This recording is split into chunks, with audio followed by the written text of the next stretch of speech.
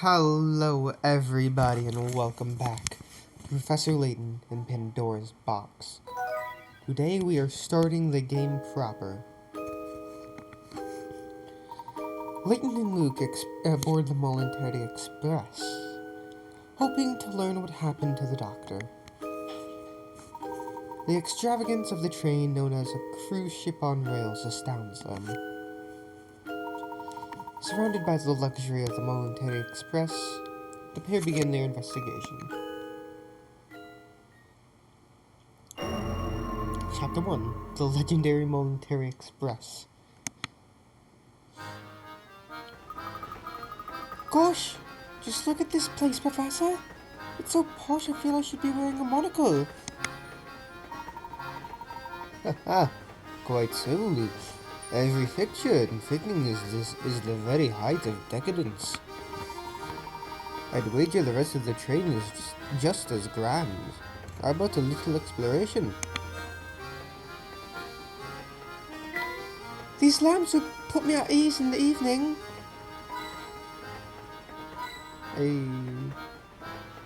Yeah? The scene here outside is a blur. We must be going really fast. My, what a delightful pair of lace curtains. Oh, look at that, Luke. Your bag is wide open and your belongings are all scattered about. Oops, so they are. You should put your things away before we start exploring the train. Luke's trunk. Luke's belongings are all over the place and need to be packed away in his trunk. Use the stylus to move objects into the trunk, making sure that none of them overlap. Everything is placed.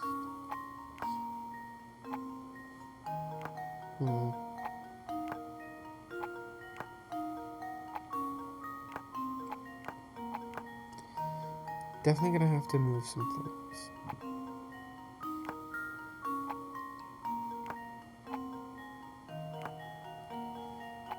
Luke, you have a bunch of weird stuff. Yeah, that does not go there. Most of that probably goes there.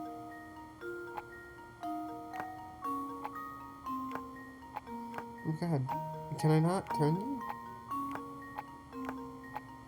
Can these not be turned? I guess I can't.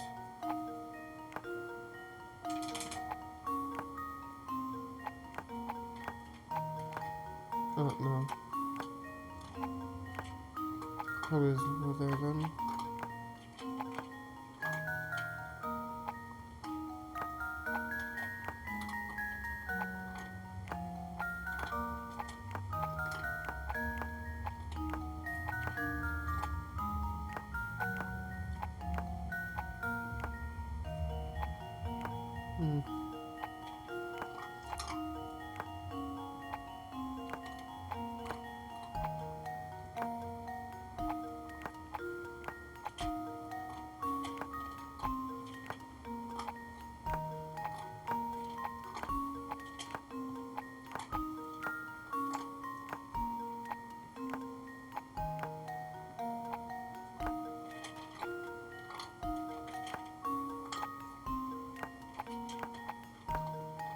I'll put that there, I guess.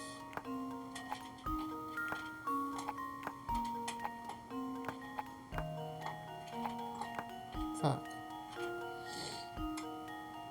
It's very close to being able to do it. I have 4... Okay, what about... Let's say if I move that...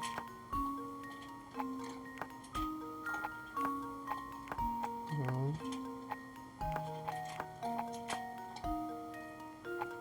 Move it here. No. So I move you.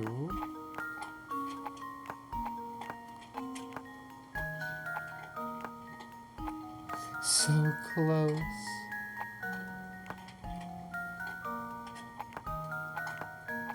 So fucking close.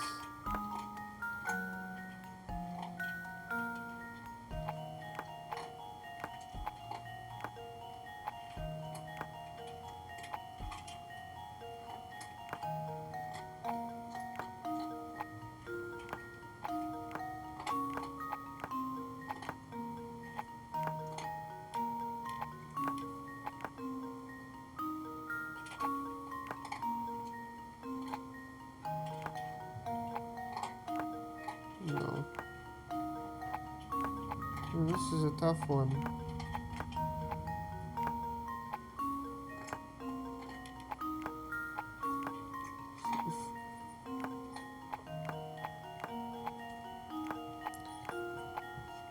Sure, how about I put you there?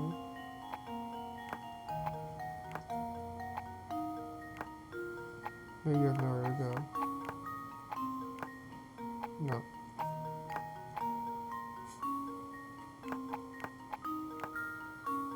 No.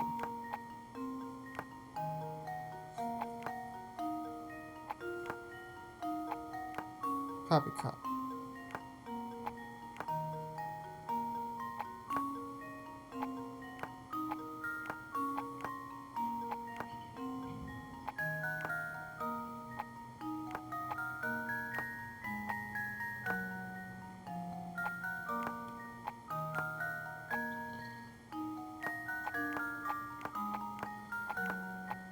These things should fit together somehow.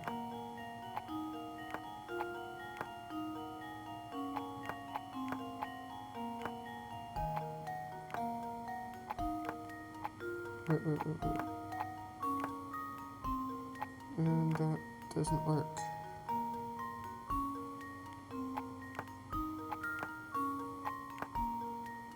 What if I put you here? No. Put you there. No. Move this out of the way. Put you here. But this. Oh.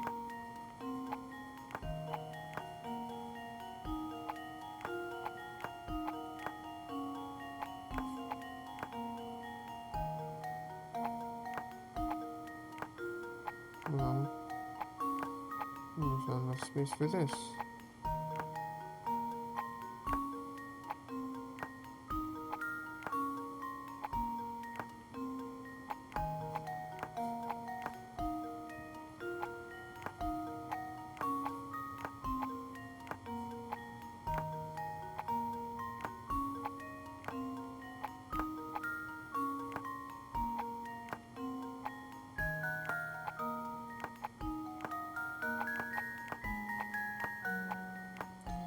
Put you there. No.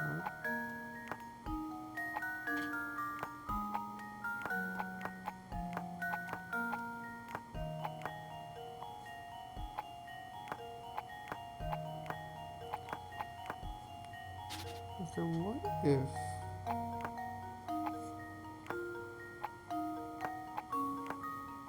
we still go up to the top like that?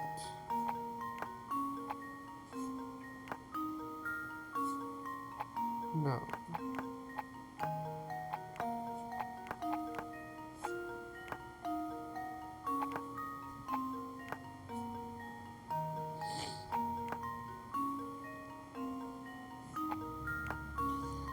This doesn't fit.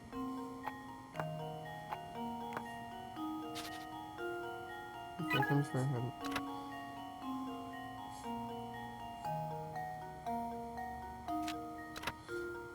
Actually, the loop segment belongs in the top right corner.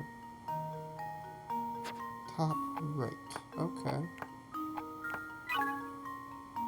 That one on the bottom left. Okay.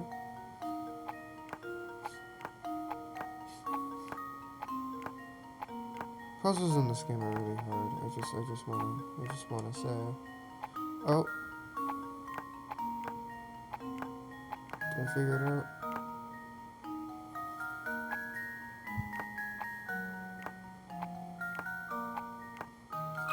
Okay. Let's see if this works. Piece of cake! Good work. Luke should be able to close the trunk properly now. Whoa, it was a tight squeeze, but everything's finally packed away. We were in rather a hurry, so I suppose you didn't really have time to pack properly. I do feel better with everything put away. Come on, Professor, let's do some exploring.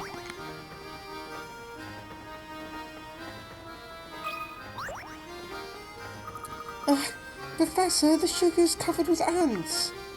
Oh dear. I'll have to remember to get sugar from my tea elsewhere. Curious though, isn't it? How did they get here? Speaking of ants, try this one on for size, Luke.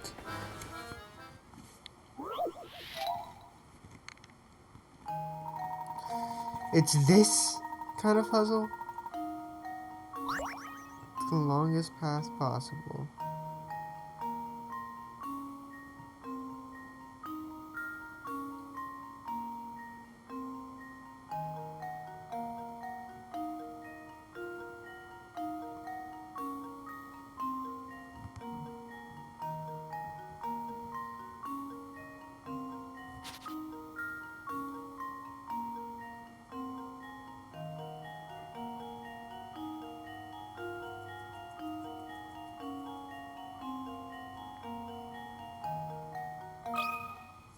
Just leave it to me. Well, I'm Think hard stumped. about the puzzle and try again. I hate it when the hints are just those things. Does the answer work?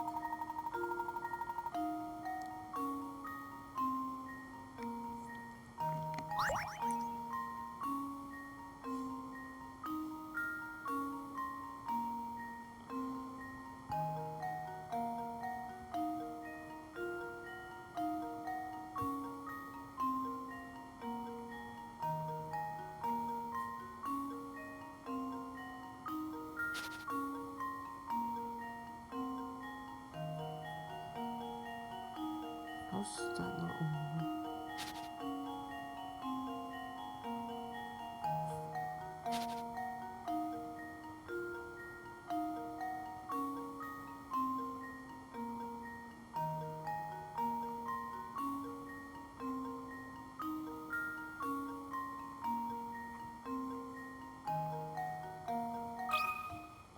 Here goes.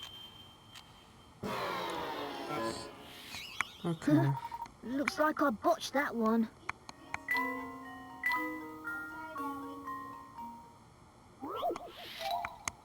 Okay, I'm not.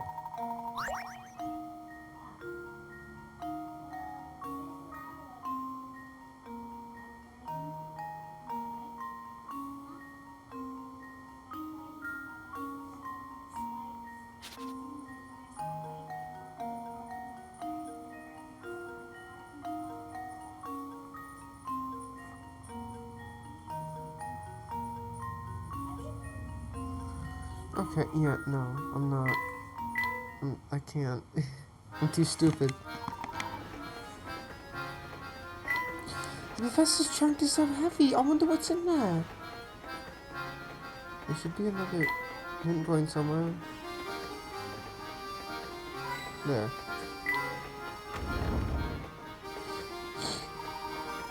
Remember, Luke, we're here to find the illusion box, so don't get too sidetracked. You don't have to tell me twice, Professor. Now, why don't we start by investigating the train? Professor and Luke decide to explore the Molentary Express. My, the lights in the corridor are high quality too.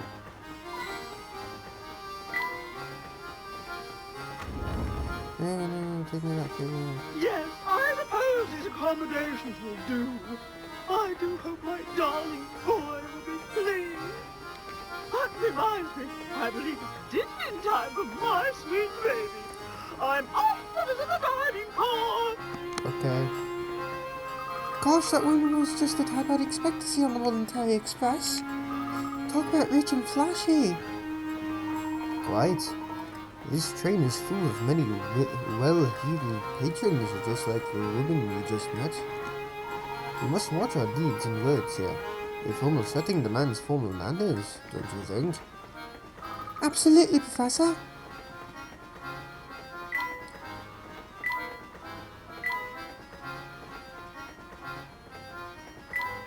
Yeah, let me go back.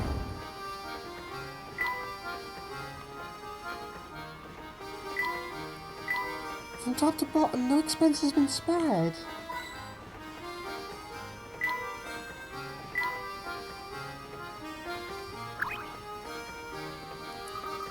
I hear the rooms at the front of the train are super duper fancy. The doorknobs are made of gold, but no one's allowed to in except for really rich people. So, misters, are you really rich? Because if you are, you can go see the super duper fancy rooms. Super duper fancy rooms? That none but the extremely wealthy can enter. If our young friend is correctly informed, there must be a set of deluxe rooms in the next carriage.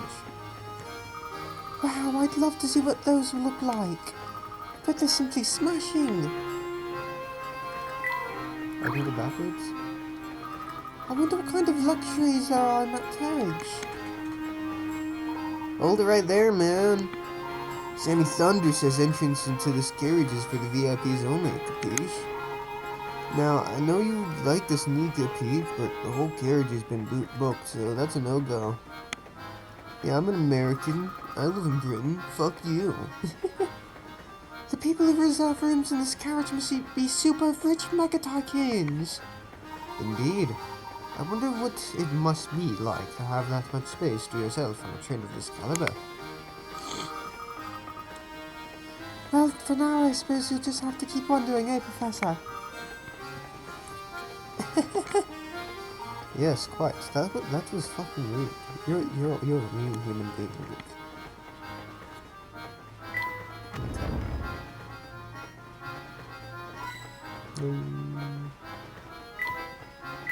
Cut the bottom, maximum spare.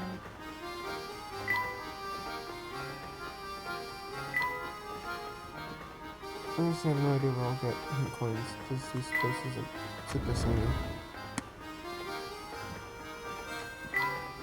Slabs are pretty.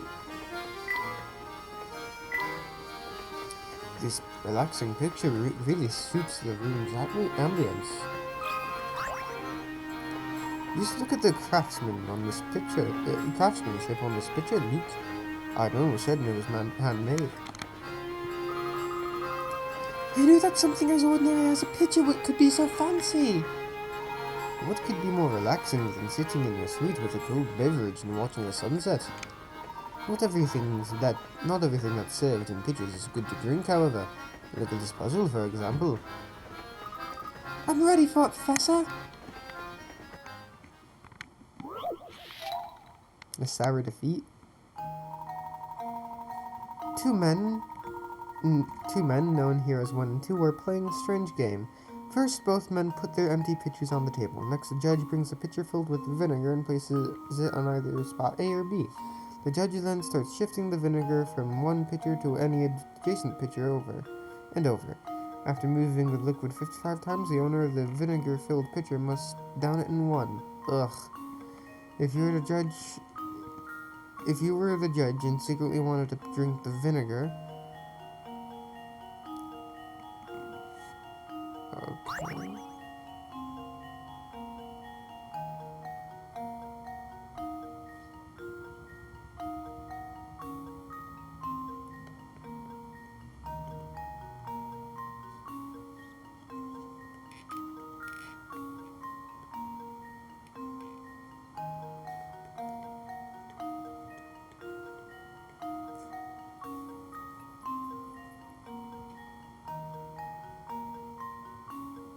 How many times is it?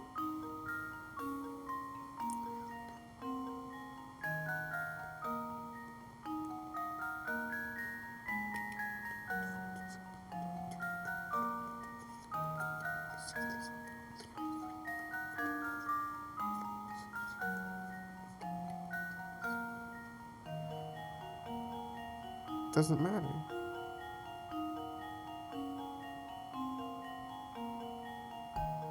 Fuck it, I'm just gonna say B.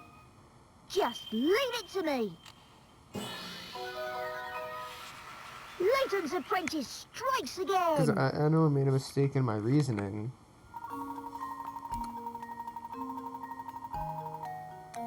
Nicely done. The vinegar changes pitchers 55 times, which is an odd number of pours. Regardless of where you place your pitcher, whichever pitcher sits in the middle of the three will always contain the vinegar after an odd number of pours. Therefore, in order for man 2 to drink, the vinegar-filled pitcher must go in spot B. because doing so will put man two's picture in the middle, thus guaranteeing the vinegar ends. Oh, okay. I thought it was saying that the judge wanted it. I'm dumb. Excellent work. Now, let's press on, shall we? We mustn't stand around all day.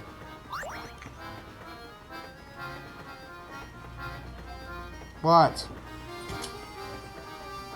No, I don't have any glue.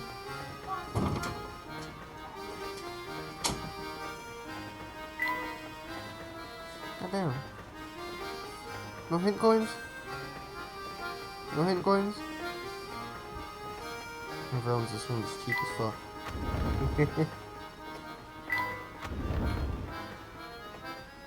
Oh, it's just, I'll be right back. I need to blow my nose. There's nothing in here to blow my nose with.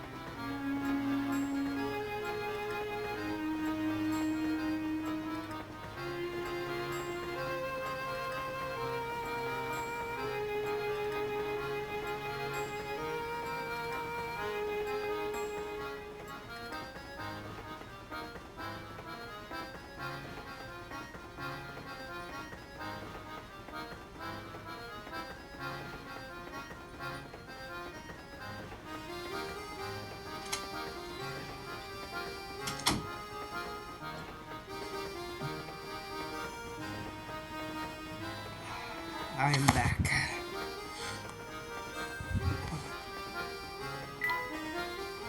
Fine food appears even more delicious under these lights. The best partner for great food is superb scenery.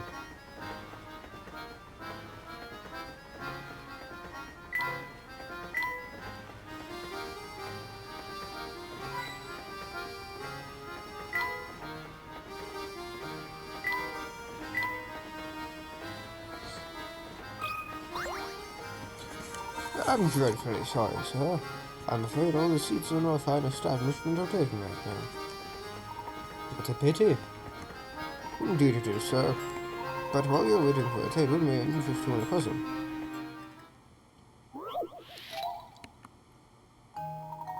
Four couples sit in a crowded dining car. All diners are sitting next to or across from their partners. The Joneses are sitting by the aisle. The mustached Mr. O'Connor is sitting next to his wife. Mr. Lambert is sitting opposite his wife. Using this information, can you determine where Mrs. Hadley is sitting? Circle her and then touch submit. Obviously, it's not the men. It's not B, F, H, or C. Obviously. Jones is sitting by the aisle. These are the Joneses.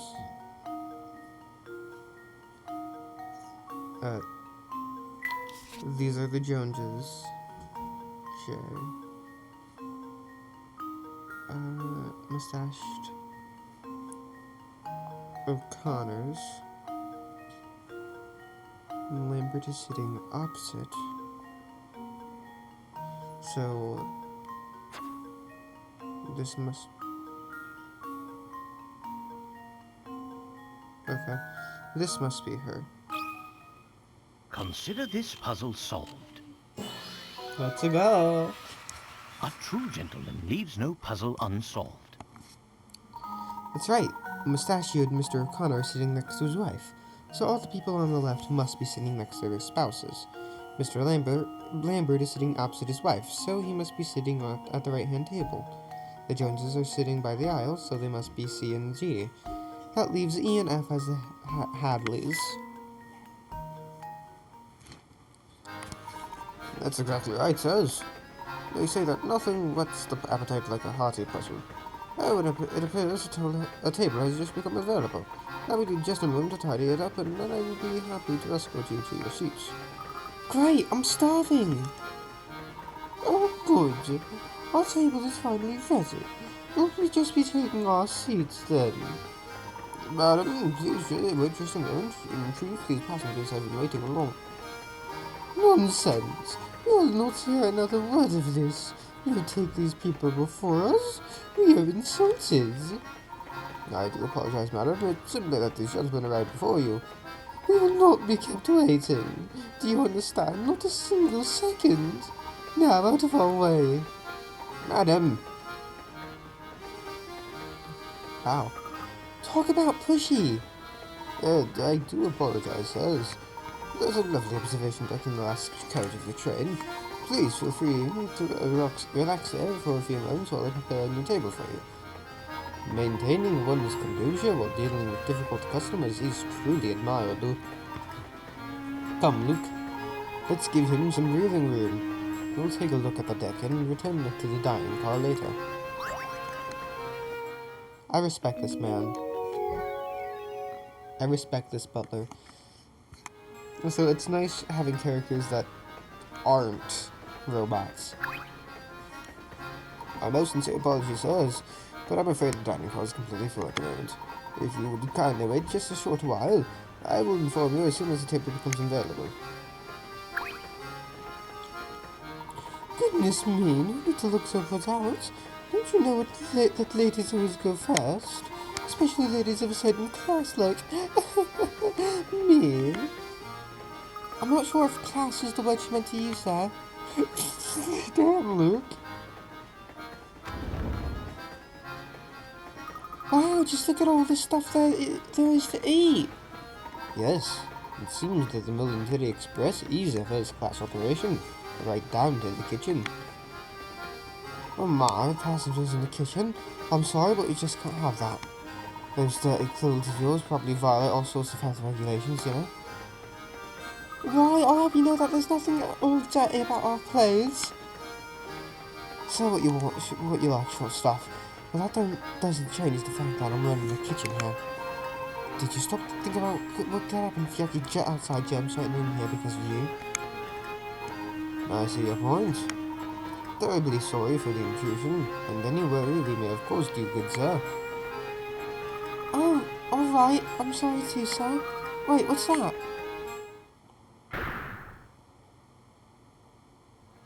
Professor! Look here, it seems our friend the cook has been keeping a pet in the kitchen. How arrogant of him to let you other people know about germs. Oh boy, I guess the cat's out of the bag now. Listen, I know it's against the rules to keep a pet in the kitchen, but he's my only friend, see? Sorry, not. He's the only creature I've got to talk to in here. My, he certainly is. Generously proportioned, isn't he? He's a hamster, I presume. Of course he's a hamster. And quiet dignity makes him the noblest of all creatures. When I first started working here, I needed someone to keep me company, so I bought him. Thing is, I fed him all the table scraps we take back, which makes for a diet that's a bit rich. He's really piled on the pounds, and to be honest, I'm starting to wonder if it isn't bad for his health. The poor thing? I wonder, could I ask you a favour? Would you mind looking after my friend for a little while? When he's here with me, I can't help but feed him. Those scraps of foie gras and pastry soon are up. You mean you want us to take care of him and help him get into shape?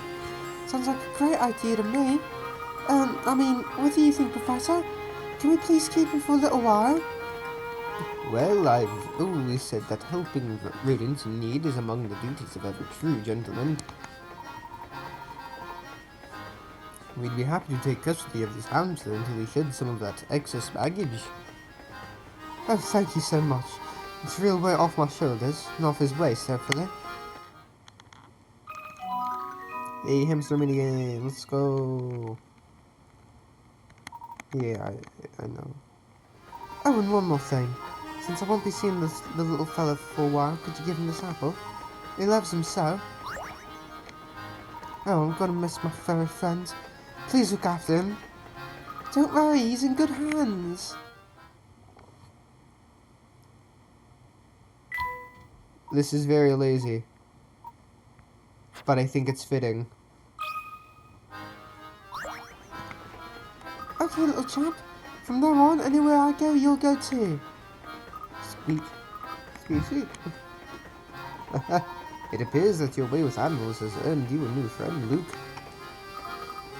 I think so too, Professor. Unlike the rest of the train, it's quite kind of dim and dreary in here. Can you imagine all the dishes they must have to do? Those vegetables look great. They must be farm fresh. Sure that even the bread costs a fortune.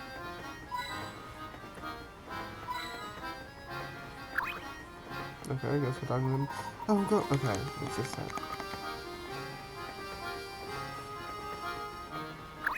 No.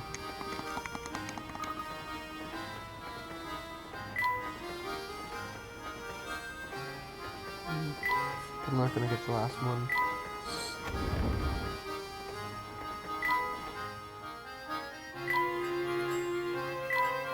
With no other leads at our disposal, Luke and I have decided to use the ticket we found at the doctor's flat to board the Molentary Express. I suspect the doctor rode this luxurious train at some point, but as to where it took him, I can't say. As I suspected, the dining car of the Molentary Express is quite popular with passengers, and though we've waited patiently to be seated, I get the feeling we won't be eating anytime soon. The waiter recommended waiting for the lunch rush to pass on the observation deck located in the last carriage. I'm inclined to take his advice. Yeah. Within 3 spaces. Racked any items 4 or 1 spaces away.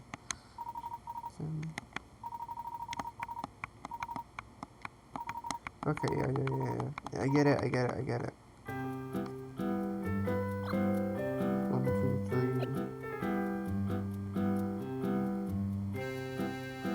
3. The lobby. His hamster serve a snack. When he comes within 3 spaces of it, he will ignore all other items around and walk straight towards it. Got any snacks around here? Don't hold out on me. Yeah,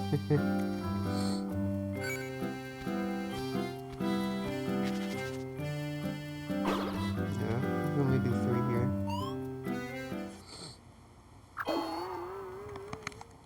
Yeah, we need more things.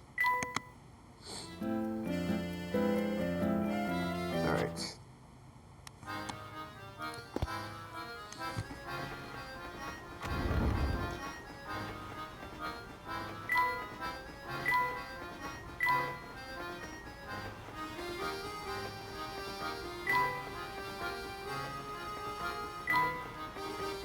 Give me hint coins or give me death. Looks like there's no one here at the moment. Let's check again later.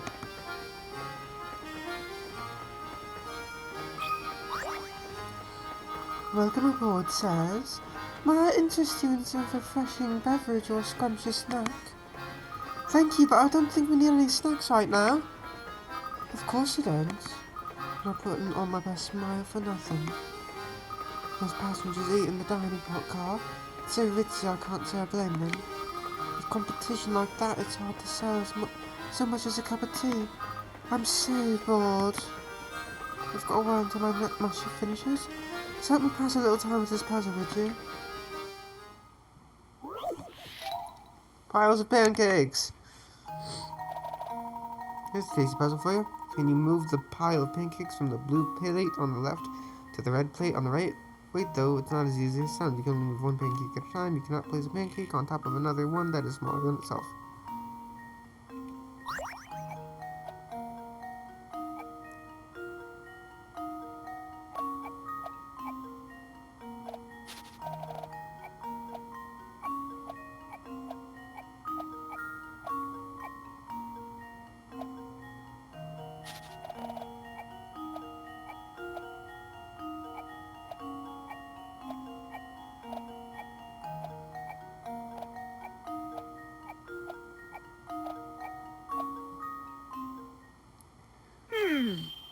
Let's see if this works.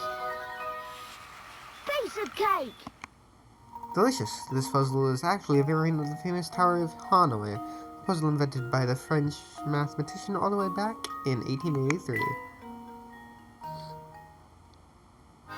Bro, check out that brown on you, kiddo. So listen, next stop is in this stinky little 2-cow village called Dropstone, right? There's like nothing there. I wish we could stop somewhere more exciting for a change. But I guess that's working a job for you. Sometimes you just have to deal with crippling boredom.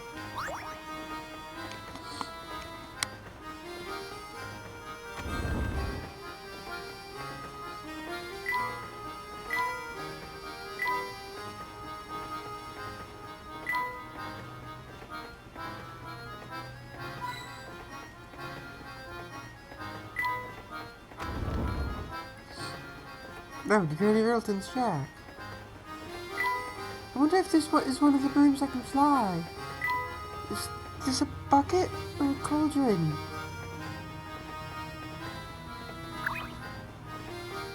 Say, Professor, does that little shack over there seem familiar to you? Indeed, unless I'm mistaken.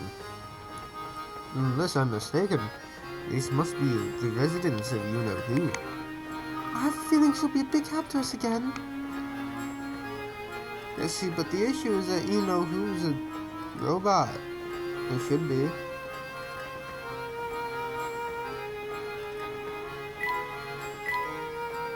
Okay, well, I guess I'm not... I guess there's nothing points in here.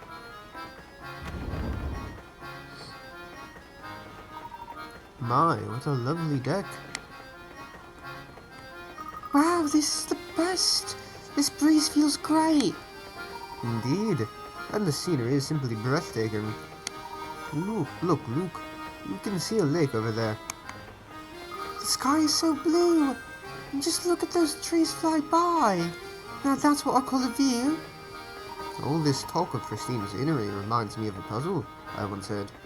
Why don't you try it?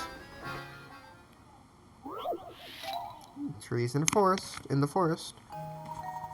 The forest below contains 4 different types of trees. Use the stylus to divide the forest into 4 sections, each containing 1 of each tree.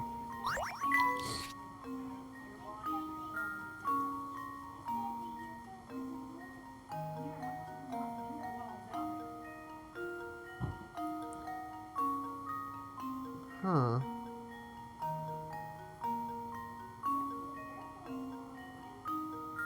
Hold on, what?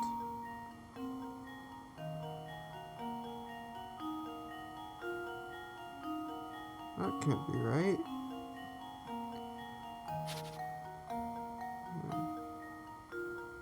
Yeah, I think that works.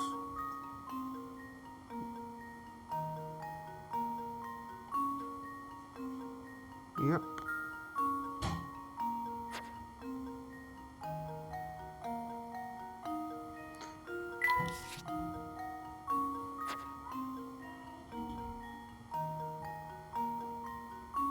Oh, can't. Yeah.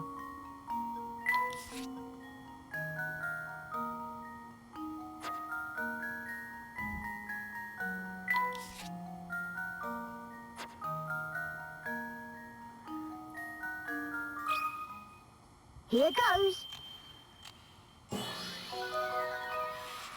Layton's apprentice strikes again. Very nice. Now take a moment to admire the gorgeous scenery. That's exactly it. Well done. Well, did you expect any less, Professor? Wow, it feels so nice out here. I almost forgot we're supposed to be searching for the Elysian box. I can't say I blame you, Luke, but that box led poor Andrew to his death. Come what may, I will solve this mystery. Of course.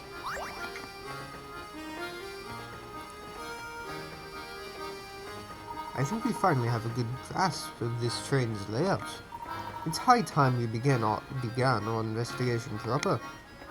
Okay, Professor, let's get to it. The Professor and Luke decide to begin their investigation of the train.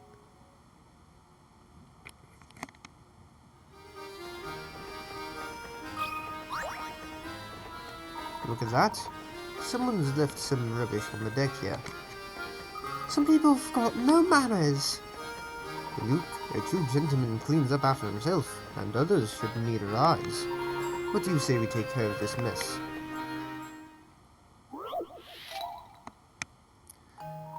Ah, God, no. Sliding block puzzles. My worst nightmare.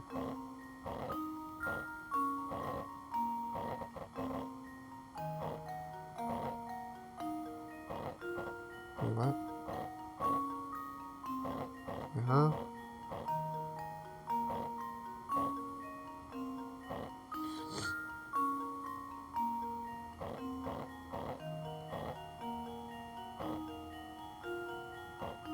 Wait, what?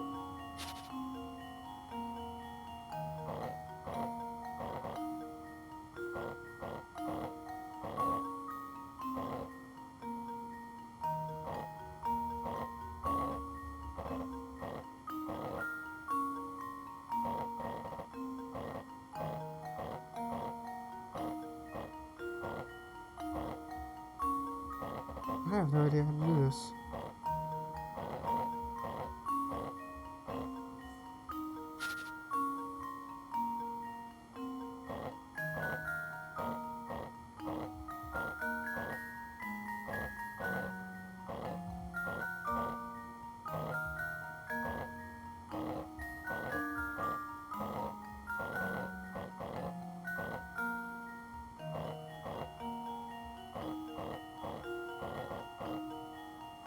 Maybe it's just... Wait, no.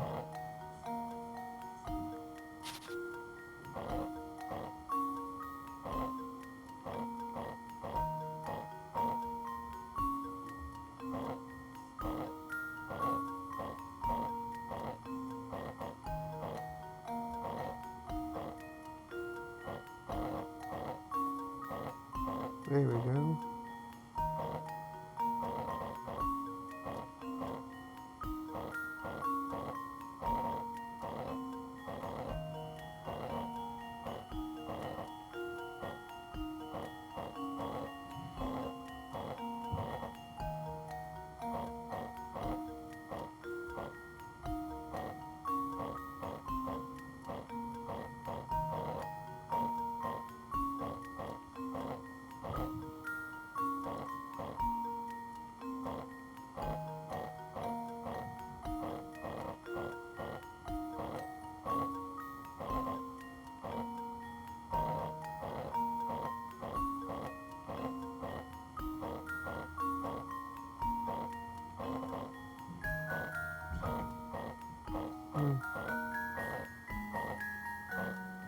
You have to do it like that?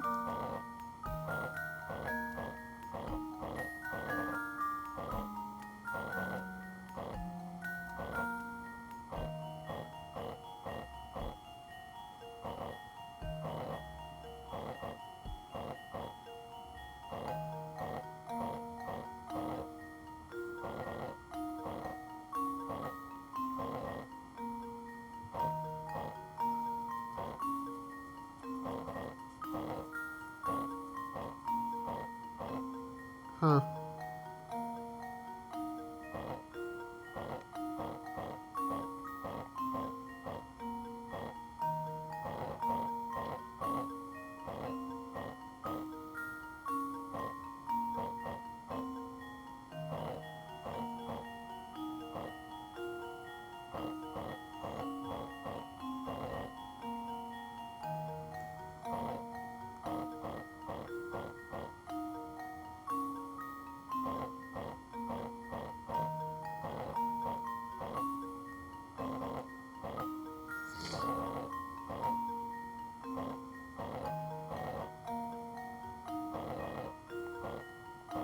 Nope.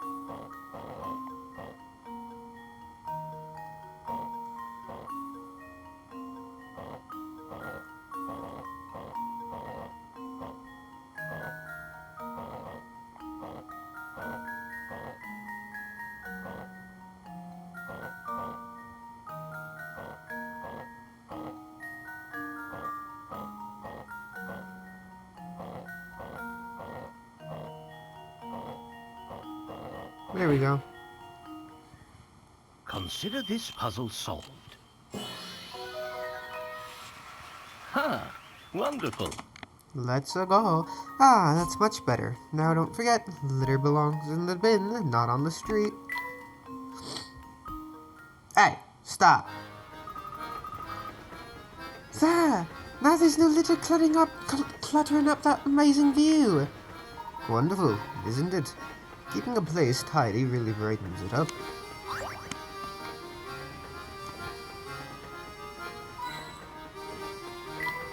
See if I go so fast. Oh. My, this observation deck certainly does command an impressive view. This chair's a bit different, but it's still really stylish. One could spend a pleasant afternoon here with some tea.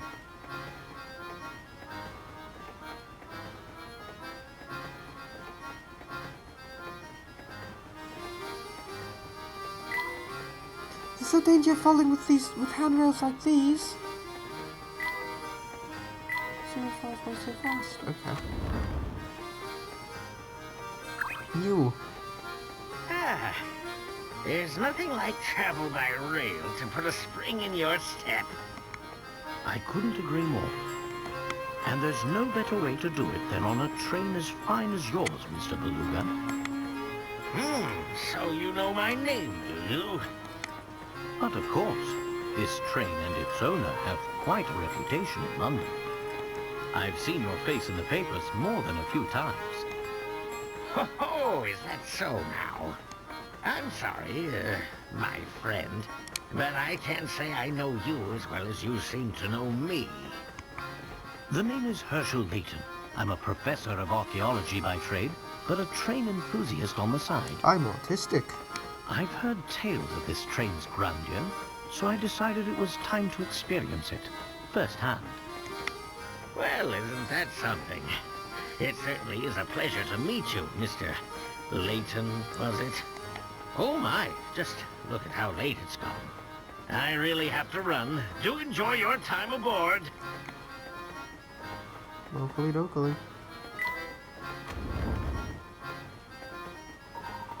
Why don't we head back to the dining car now, Luke? I've worked up quite an appetite. Professor and Luke decided to visit the dining car for a second time. You don't have any other puzzle, do you?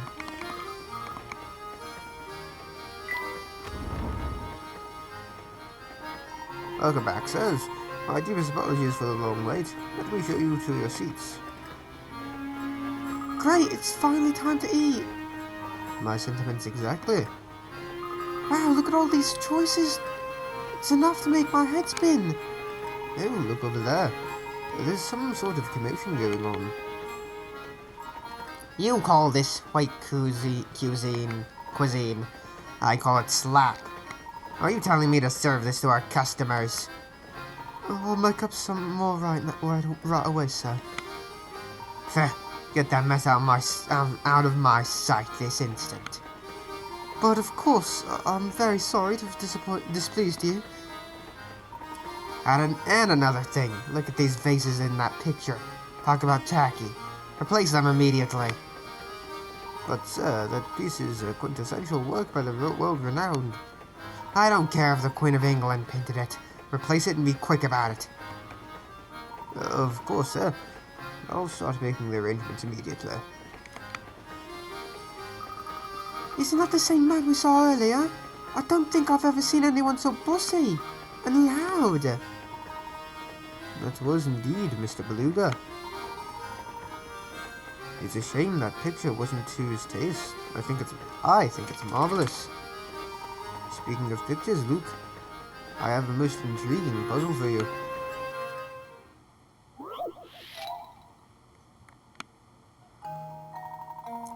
The drawing below is made up of curved lines that intersect to create sections. If you want to color in the entire canvas the entire canvas so that no section touches a section of the same color, what's the fewest number of colors you can use? You can use a color as many times as you like.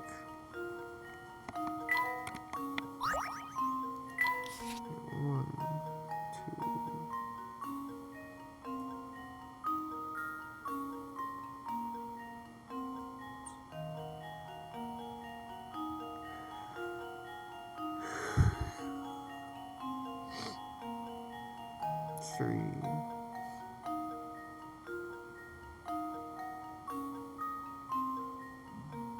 Fuck it, I don't want to do this. 4. It's like 4 or 3. Let's see if this works. Whoops, that wasn't right.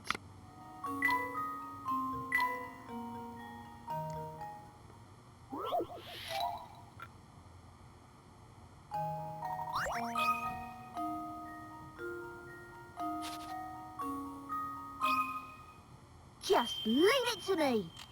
Piece of cake. At least I get an even number. Yeah, so, okay, doing it on diagonals, like, you know what I mean. With the corners touching is fine. That's right, you need 3 colors to fill in the drawing. Most of the drawing can be done with 2 colors, but one pesky area in the bottom left corner requires a 3rd color to complete. Could have chosen a better color to complete it, though. Expertly solved, Luke.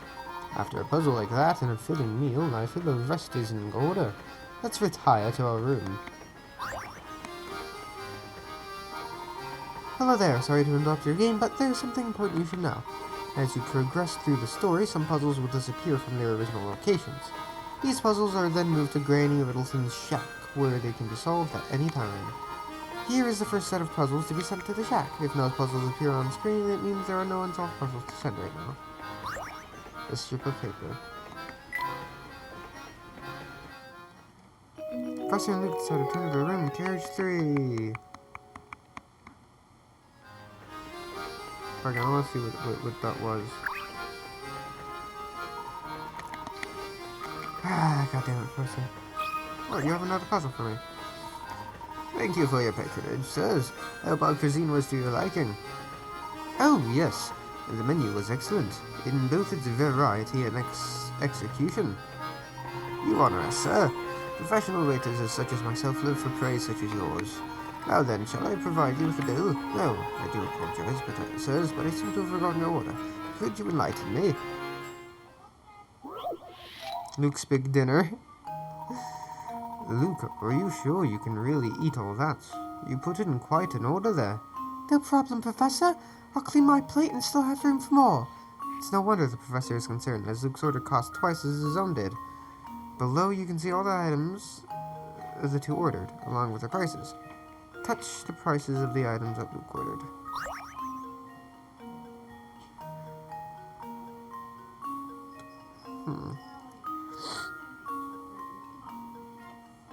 Okay, hold on. Subtracting the cost of all the items. Okay, yeah. 8 plus 12, 20, plus 13, 33, 14, would be 47, I think. Yeah. Plus, so I guess we'll add 17 to get somewhat even. 47, 51, no. Plus 7 would be 51, plus 2, 17, 51, 61. 61.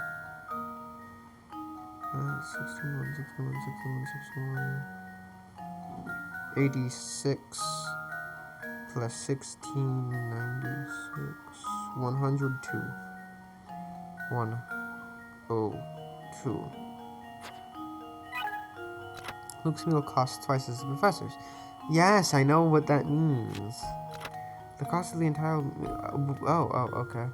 The sum of the parts of this ratio are 3, so divide the total by 3 to get 35. Okay.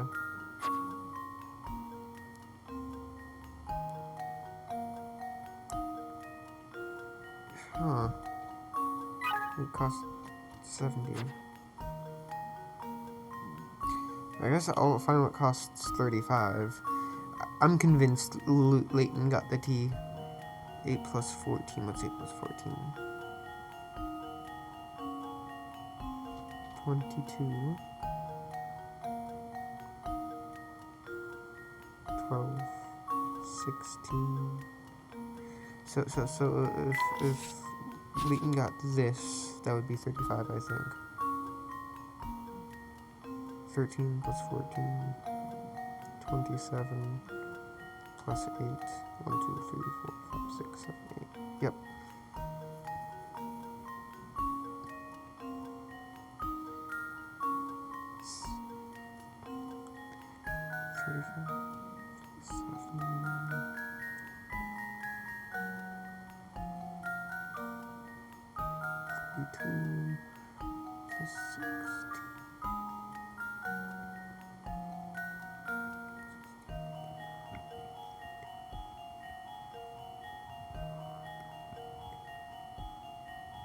Okay, yeah. Touch.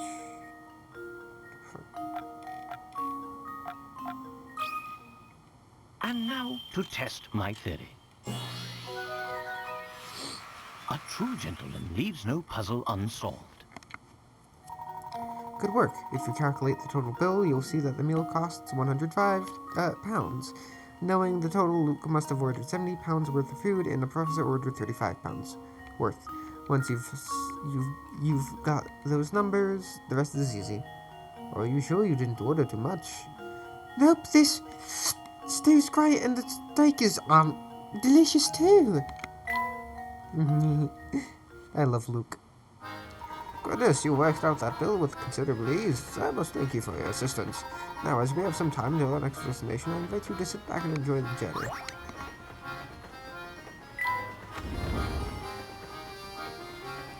Now, what do we have here? My boy, my sweet little boy. You've got to do something right this instant. That's the entire train. Madam, please. Please calm down so I can understand the situation. Oh, Inspector, tell me. I had no idea you were on board. Well, well, if it isn't Mr. Layton. What are the chances, eh? Well, enough small talk. I have other matters to attend to, namely a missing child. Seems this woman's child has gone off somewhere, and suppose you've seen him around. No, I don't believe I've seen any young boys. What about Luke is a young boy? My little boy wandered off and he hasn't returned yet. I'm simply at my wit's end and worrying about him. Gentlemen, I demand that you drop whatever it is you're doing and help me find my boy. She's been going on like this from the moment I walked in. I understand your concern, madam. My assistant and I will be glad to aid you in your search. We'll have the best chance of recovering your son if we start searching immediately. Are you still here? If you have time to stand around talking, hurry up and bring my boy back. It seems the only clues we have to go on are the shoe that the tyke left behind, and it's named Tom. We've tried to squeeze more details out of the woman, but it's useless. She just keeps demanding I search the place.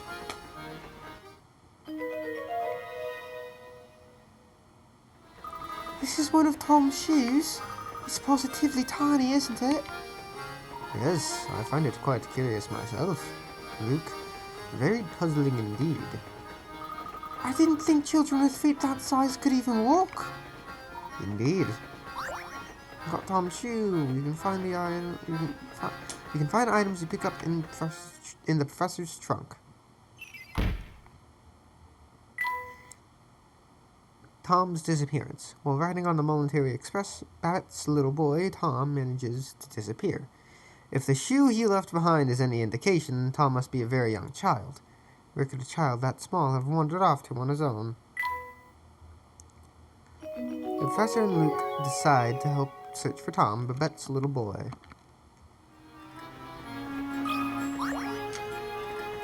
It was certainly a surprise to see you on board, Inspector. May I ask what brings you here? During the investigation, we stumbled upon the late doctor's diary. Its pages detail the doctor's final days, which led me to this train.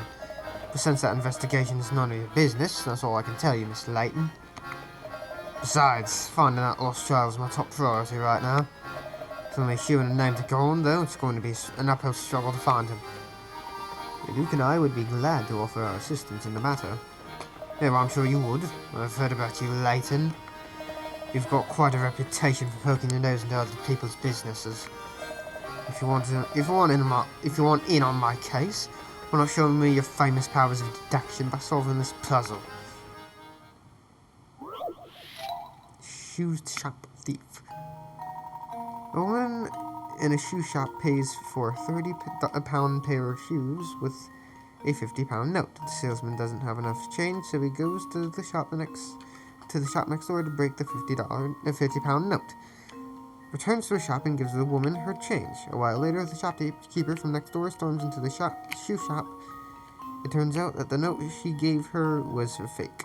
The mortified shoe salesman gives the shopkeeper £50 from the till to apologize. Neither the customer nor the shoes she took are found. In total, how much did the shop lose? How much did he lose? Well, he loses, obviously the 50 off the rip. He loses that 50.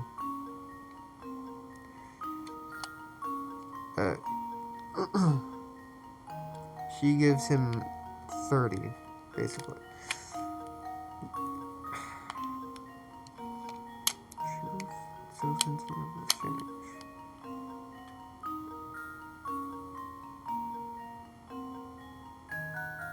Okay. Now the customer remembered the shoes he took or found. Would it be 70? Would it be 70? Because he loses... No, 80. 80.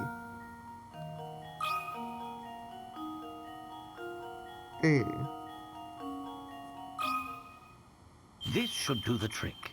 No. What?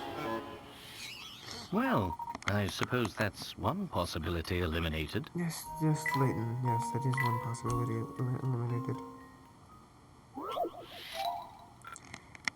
Is it just 50?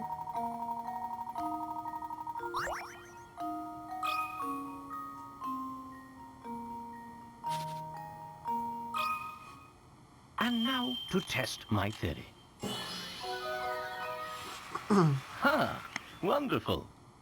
Well done. The shoes that the customer made off with cost £30, and the change the salesman gave her cost him another £20, bringing his total losses to £50. The salesman received £50 of real money in exchange for the fake note from the shopkeeper next door, and then gave her £50 back when she discovered the note he gave her was fake.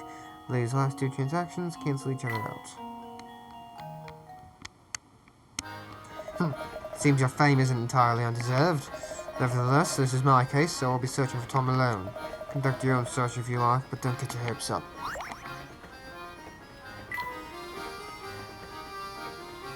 What's going on here? Looks like there's nobody at the moment. It's getting later.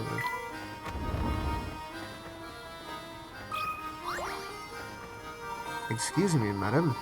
Have you seen a small boy wandering around here? He would be missing a shoe. No, I can't say I have. There's no word for seeing a boy with only one shoe. I see. Well, thank you very.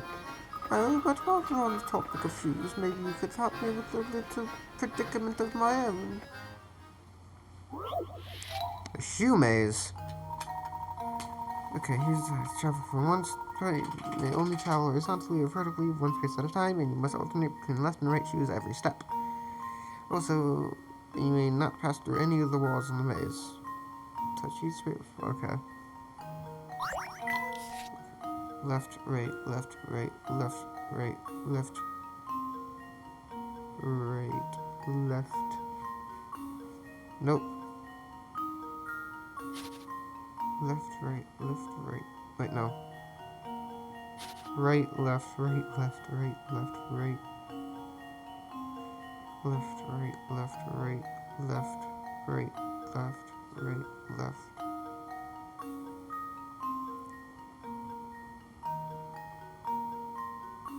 Right, left, right, left, right, left, right, left, right, left, right, left, right, left.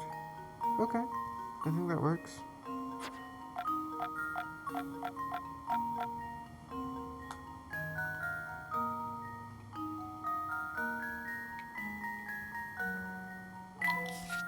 Yeah, I gotta go all the way down.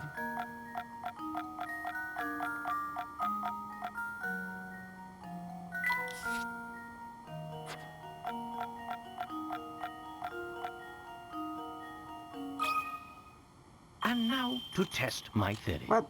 What? Well, I suppose that's one possibility eliminated. Yes, I did. I did puzzle. I did figure my game.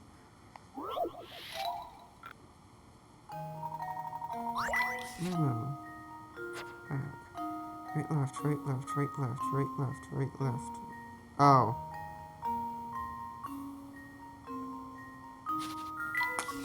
Okay. Right, left, right, left, right, left, right, left, right, left.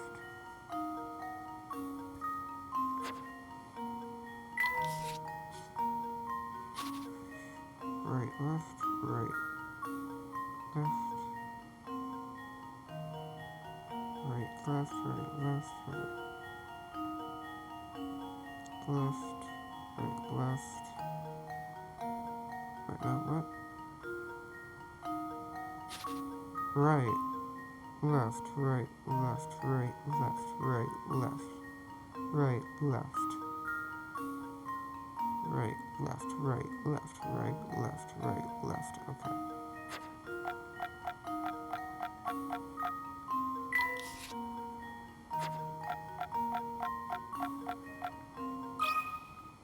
Consider this puzzle solved.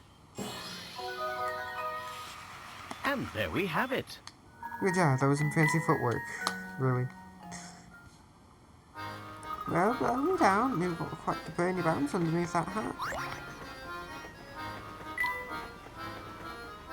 This is our room, isn't it? Yeah.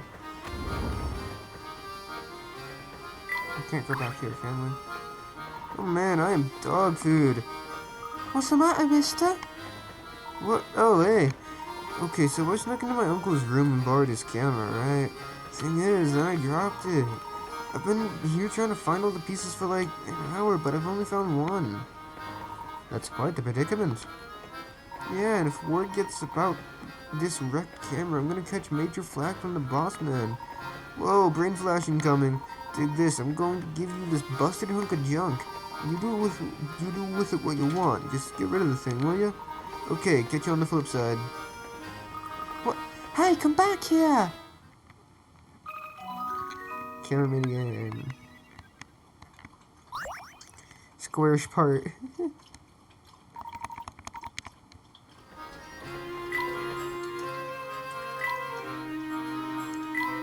The view from the observation deck of the Molentary Express is simply breathtaking. The natural beauty that can be seen here is something only one rarely encounters living in the heart of London. When I'm gazing out over the land, time simply seems to slow to a halt. Still, I mustn't allow myself to sit idly much longer. It's time to return to our investigation of the illusion box. While walking through the train, Luke and I encountered a lady by the name of Babette. This woman, large in both stature and character, was in a dreadful panic over her lost boy, Tom. It seems the child got away from her while she was distracted, leaving only a single tiny shoe behind. Where could a child that small have wandered off to? No. Touch. Yes.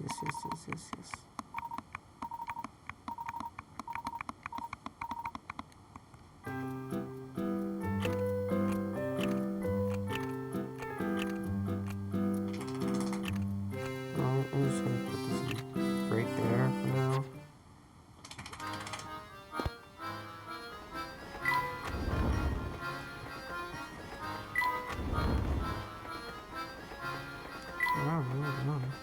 What, does this man have a puzzle for me? What's this? Something's fallen behind here.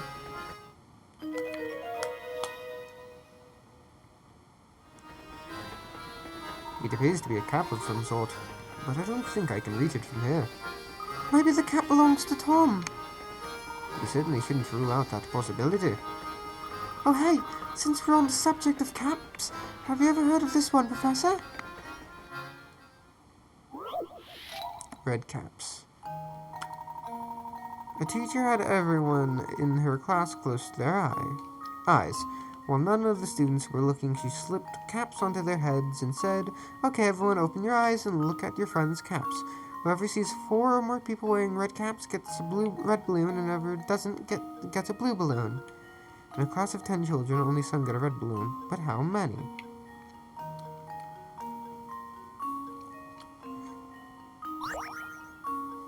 One, 2, 3, 4, 5, 6, 7, 8, 9, 10, 11, 12, 13. Why do you have 13 balloons? Shouldn't it be 6? Right? 4 more people.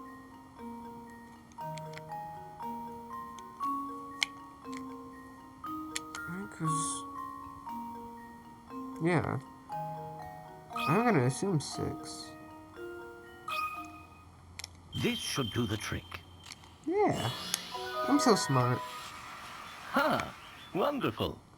That's right. You will know that only some children get red balloons. If 5 or more children were wearing a red cap, every child in the class would see at least 4 red caps and get a red balloon.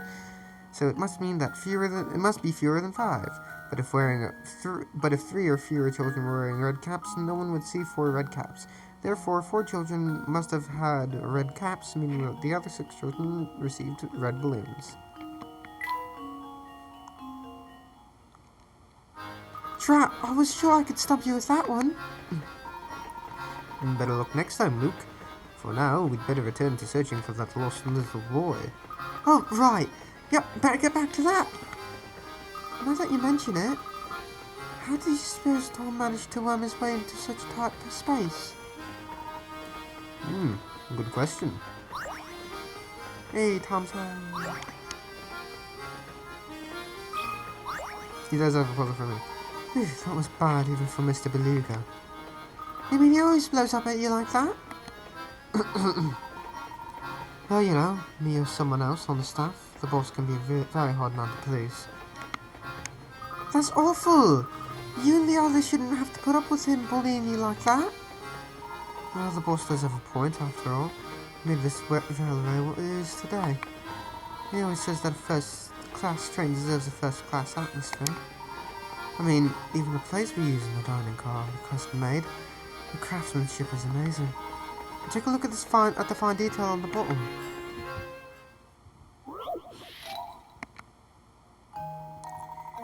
The plate in front of you bears a mark made up of 2 equilateral triangles, one inside the other. Can you work out how many times bigger the large triangle is than the small triangle? Didn't we have a puzzle quite similar to this? 2. No. 3. Just leave it to me. Looks like I botched that one. Yeah, Luke, yeah, I realize.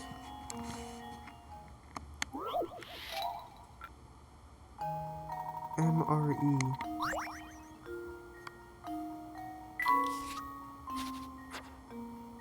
I don't understand. I don't understand. That 2, I'm gonna check 2 anyways. Here goes. Nope, 4. Oops, that wasn't right. Yada yada yada yada. 4? Just leave it to me. Layton's apprentice strikes again. That's right. If you imagine that the small triangle is inverted as shown, it would only take a moment to realize that 4 small triangles would fit into the larger one. Gosh, you've got an eye for this kind of thing. Nice as they are, I'm sure Mr. Beluga would find a reason to complain about these plates too. I wouldn't be surprised. I suppose rich people can just afford to be picky.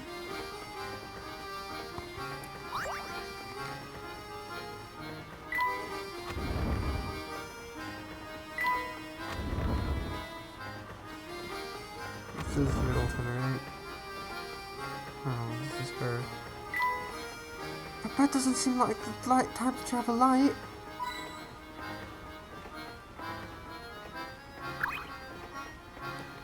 Oh, take a look at this, Professor. It's food scraps, if I'm not mistaken.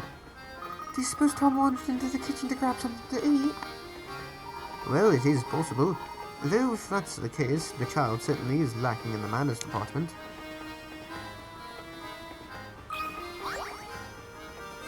Wow, that flower vase looks like it cost a pretty penny. Lovely decorations really do wonders for a room, don't they? Doubly so in the case of flowers. Tell me, Luke, what do you think of flowers like these?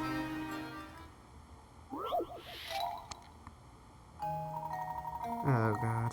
Now for something on the flowery side. Of the three pictures, the label you see, one is actually the same as the picture on the far left. However, the image on the far left has its contents flipped left to right, and its colors inverted and changed to black and white. Of A, B, and C, which picture is the same as the black and white one? Dun, dun, dun, dun, dun.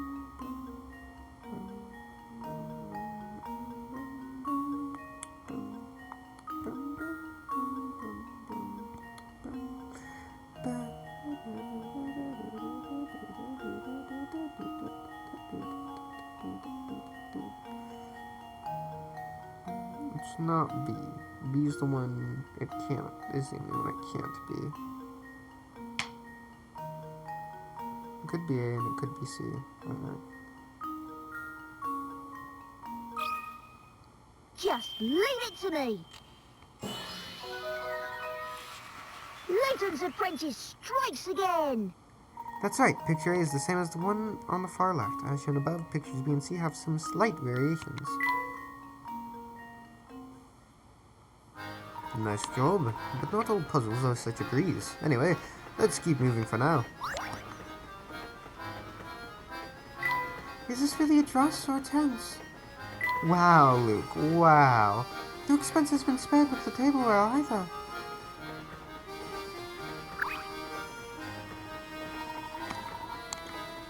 How can she sleep at a time like this? I imagine she tired herself out fretting over her child's disappearance. Come, Luke. The sooner we find the lad, the sooner we can put this poor lady's mind at ease. Yeah. I'm not gonna find any more hidden coins. Oh! I said that and I found another hidden coin.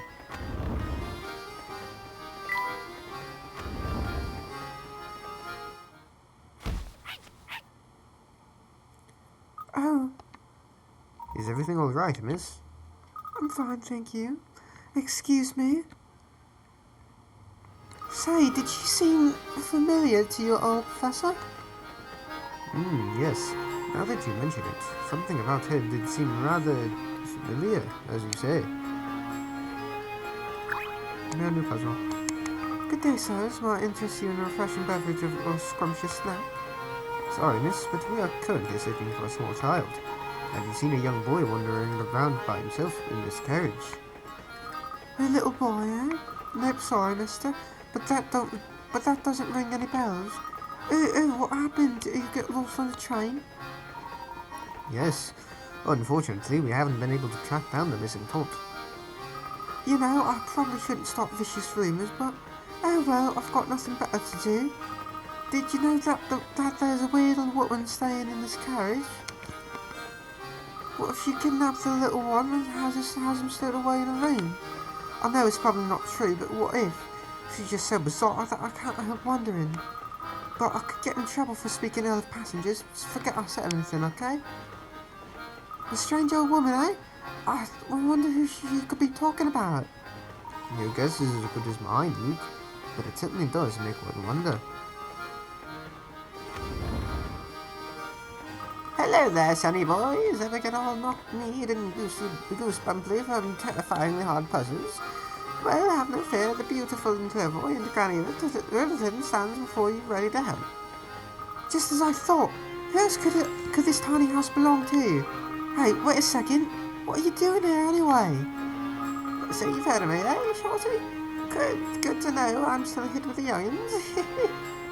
What do you mean? Of course I've heard of you. We've met before, remember? No. I suspect you've got the wrong granny, boy. Never seen you before in my life. But you're here now, so that means you want to hear my spiel, right? Not really. No need to be modest. Allow me to thank you for visiting me by bestowing a little tidbit of information on you. My specialty, you see, is puzzles. Puzzles people forget about, puzzles people miss. Surely you boys have had a few of those, eh? I need to turn red. It happens to the best of puzzlers. What I'll do, you see, is take those poor lost little puzzles and invite them to come and stay with me. I imagine these puzzles left behind have found their way to my shack as well, if you want to say hello. Shack is empty then, and I just have to get out there and find some more puzzles. And now, why don't you take a peek in there? Okay. Let's go. A strip of paper.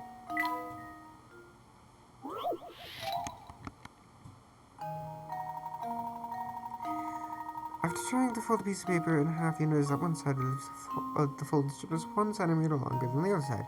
Determined to get it right, you fold the strip again, only to discover that now the other end. You've made 2 fold creases in the strip. What is in between the 2 creases? Shouldn't that be 1 millimeter? Or is it going to say 2 millimeters? It's going to be 1 or 2. And now to test my theory. Well, I suppose you can't win them all.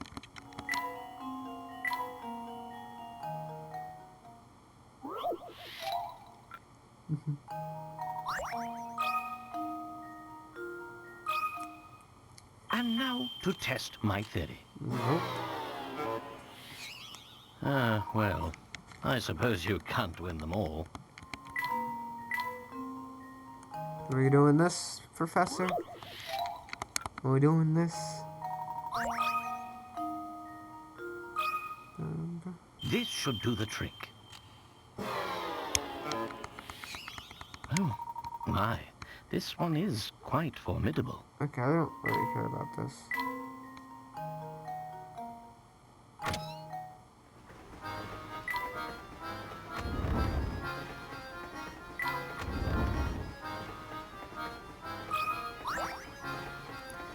Oh, passenger. Sorry, sir. Didn't mean to get in the way of you using the deck. No trouble at all, my good man. I take it you're not a passenger, then? No, I'm just a mechanic in it. Come along for the ride in case something goes belly up. But as you can see, she's sound as a pound. Makes my job dead easy. In fact, I've got so much free time that I made up a puzzle all by myself. How about it, then?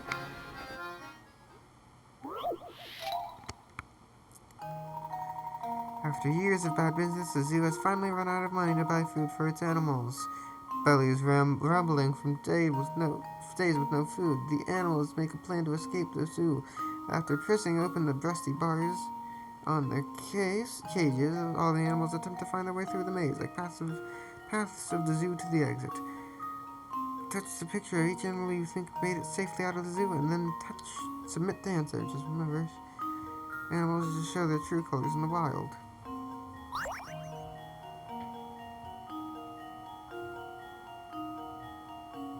Hold on.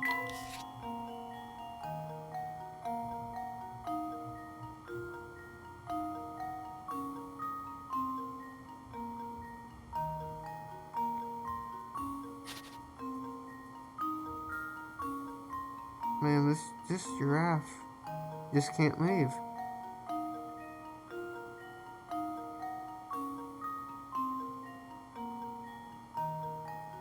Rabbit can move.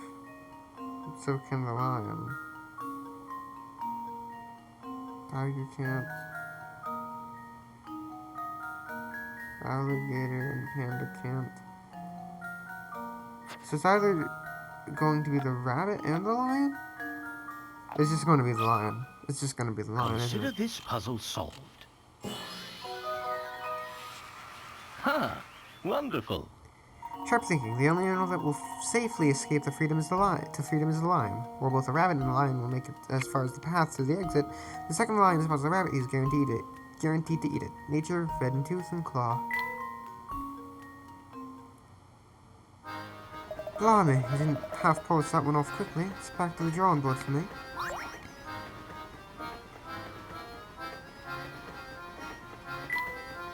Okay, I guess we go back.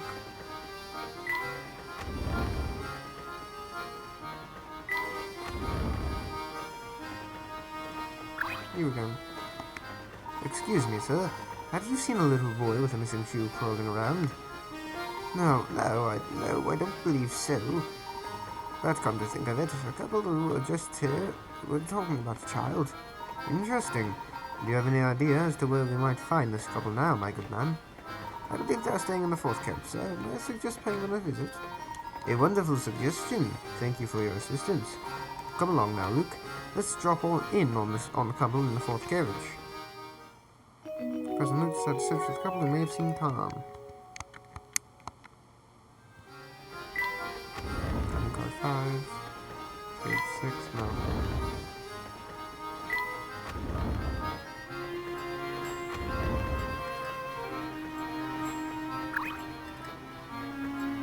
Oh, there, young fellow. My wife and I are staying here. We're dreadfully sorry to intrude, sir, but we are searching for a lost little one. Did you happen to see or hear anything pertaining to this? Oh, sweetie, I do believe they might be talking about that darling cutie pie that just passed by, remember? Oh, yes. He was a cute one, he was. Small, very clever looking lad, sir. So, you did see Tom, then? He's been missing for a while now. I didn't know whether he was a boy or girl, truth be told. Tom's a nice name, though. Oh, pish posh, dear. I'll bet my best tea said that it was a girl who passed by our room. Yes. Now that you mention it, I had a feeling that a scam might have been a girl. But until you flip the thing on its back and get a good look, you can never be sure, can you? What the Okay, so I know who he's talking about. It's not Tom. But, like, why would you do that to a child? That's creepy. You're creepy. Lock him up. Now I'm all confirmed.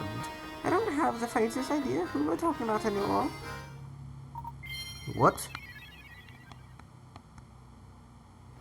I hate to say it, but it looks like this hot lead just turned cold, Professor. On the contrary, Luke. You may have just stumbled onto some extremely valuable information. What do you mean, Professor? You'll see. First, let's return to the scene of Tom's disappearance. Professor Luke decided to return to the site of Tom's disappearance. It's a very long first chapter. Ah, Inspector. Tell me, are you any closer to uncovering the whereabouts of that missing child? So you two are still flipping furniture trying to find that tyke, are you? Do you mean to say that the child has been found? No, not at all. What I'm saying is that the child is no longer on this train. I've asked everyone aboard, but no one gave me an answer that suggested they'd seen the lad. This led me to the conclusion that the poor child either got off the train or fell off it. Fell off? Yes, it's entirely plausible given the way children love to run amok. When you combine that with oversized heads, you've got yourself a recipe for disaster. I'll contact the railway police at the next station, so feel free to give up on your search. Just a moment, Inspector. The windows on this train are very high, and every exit is manned. Given the situation, don't you think it's unlikely a child could have made it off the train unnoticed? Alright, I'll hear me over that. So tell me, Layton, where do you think this elusive ankle blocker got off to?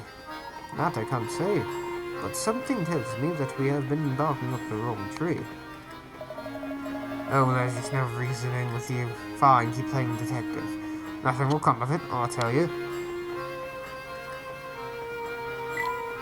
Gotta go to the original place, right?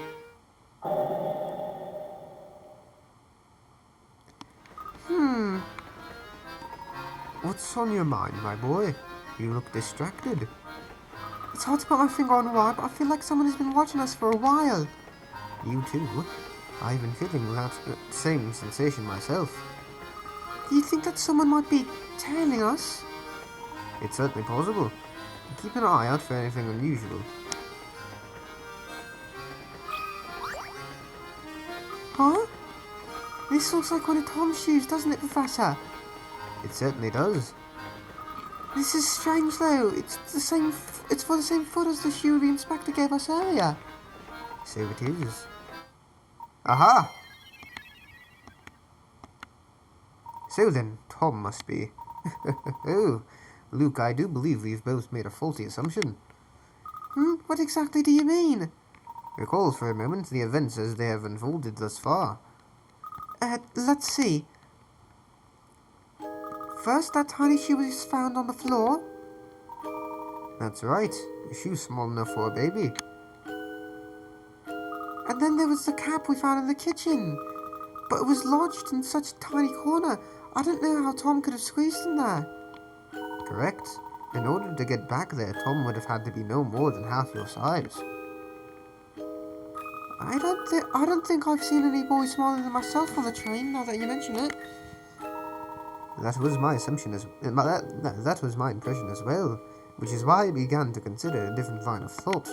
Look, what if you and I have already seen Tom about and didn't even know it? You see, all the while we've been searching for Tom, we've assumed that he's a small child. But what if that assumption proves false? What if we've been wrong from the start? I think I see what you're getting at, Professor. The second shoe was a left shoe, identical in every way to the shoe the inspector gave us. If that strange pair of shoes means that what I think it does, then our friend Tom is...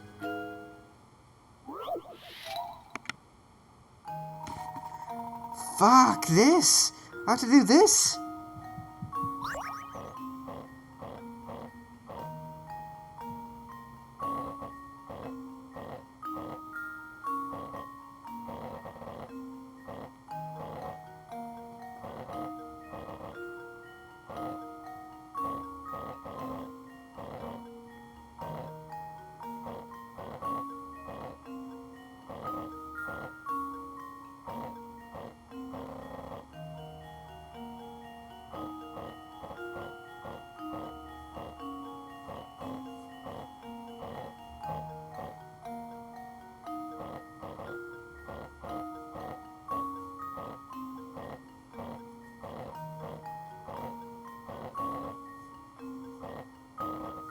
I have to somehow get that one to the bottom here. Oh, there we go.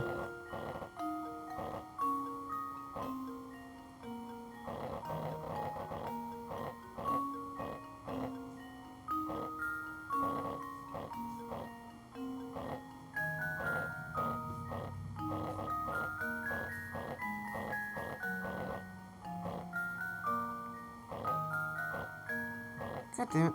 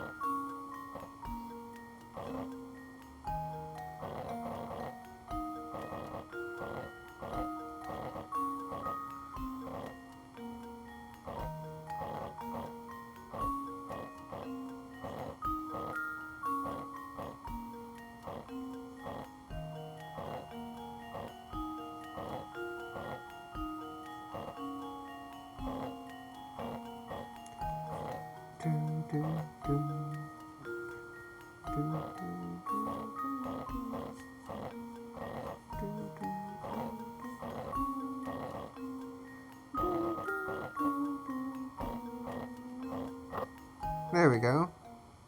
Here goes. Layton's apprentice strikes again. Good work. Just good work. Tom is a dog! Do you recall the girl we saw holding a small dog? I suspect that small dog was our friend Tom. So if we track down that girl, we'll find Tom.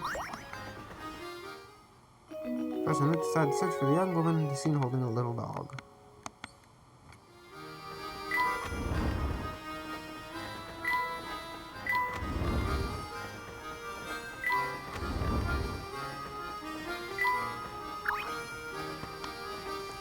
This is the famous Mr. Layton, dashing around like he knows something I don't.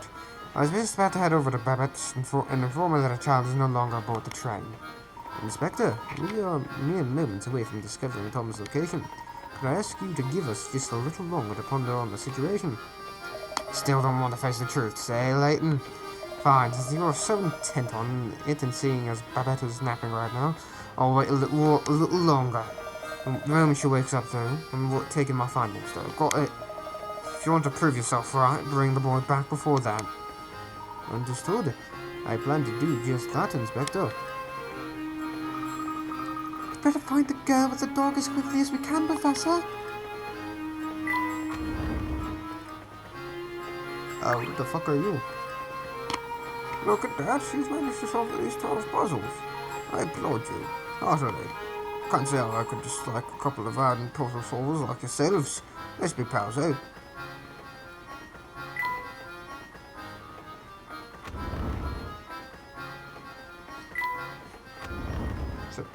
So I can't go back there. Okay. Thought I had to go back up there.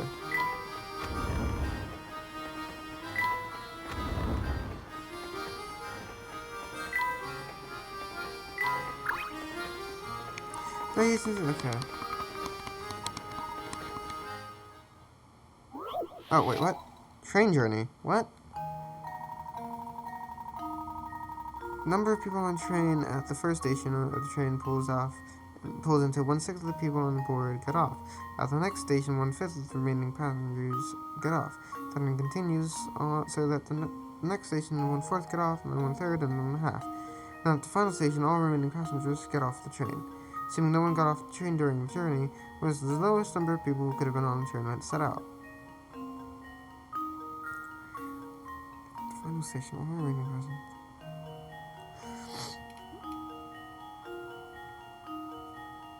6, no?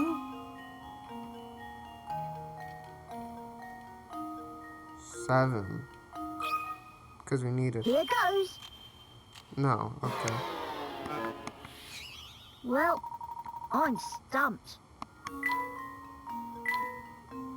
I thought it was gonna involve a conductor. Here goes. Piece of cake. Good work. If you the train started out with 6 passengers and only one person would have get off at each station. This puzzle can be really tough if you don't remember to reduce the number of people remaining on the train at each station along the way. And that's how that one goes. Well, now the show's over, so move it, will you?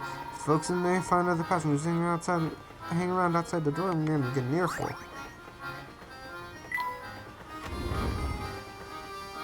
On here. Where the fuck is she? You in here?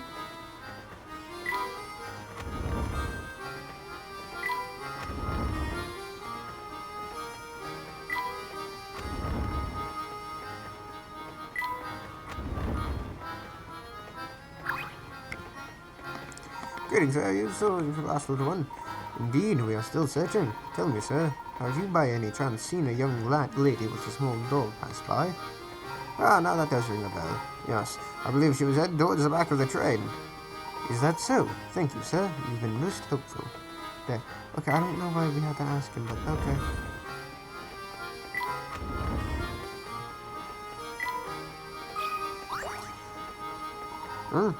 What about? No, this process is going to keep me up all night. Sorry about that. Now, what's with you two? What can I do for you? We're looking for a young lady with a small dog. Have you seen anyone fitting that description? Yeah, I remember seeing someone that passed by. I think she was heading to the back of the train. Thank you very much. We'll just be on our way. Now hold her right there, top hat. See how it is, get all grousely to answer your question and scoot off without a word. I told you what you wanted to know, so the way I see it, you should at least lend a man a hand. I'm terribly sorry, sir. I didn't realize you required our help. How may we be of service? A friend gave me this puzzle because of love art, but maybe you'll have better luck with it than I've had. Fancy giving it a go? Clouds in the sky. Now on the train shows you a picture he's painted. Let's say that this picture has a total area of 10. Can you work out how much of it is made up of clouds compared to the area that's made of sky? I don't think you need to guess the answer. There's a definite method you can use. What? Oh, sure. Okay. Look at the picture itself, but at the train. Oh, 1, 2, 3, 4, 5, 6. 1, 2, 3, 4, 5, 6, 7, 8, 9, 10, 11, 12, 13, 14. And one putting out screws. Boom, boom, boom, boom, boom.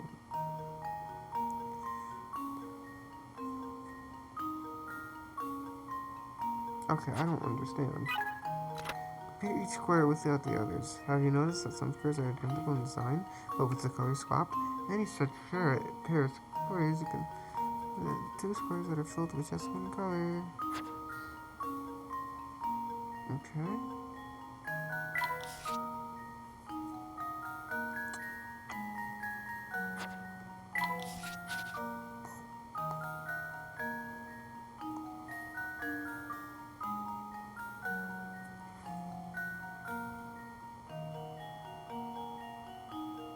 One, two, blue.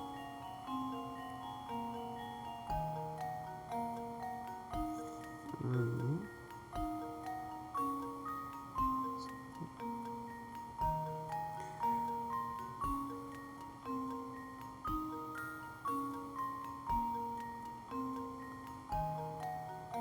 Two.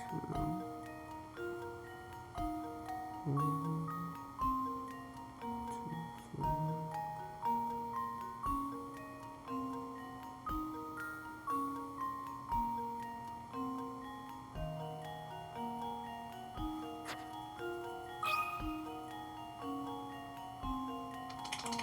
I don't know.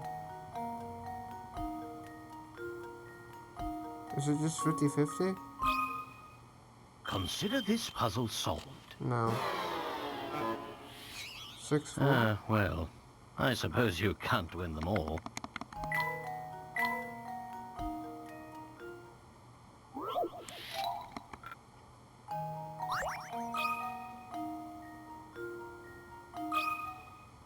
And now to test my theory. Ha! Wonderful. Nice job. The key is okay. Yeah. I get it.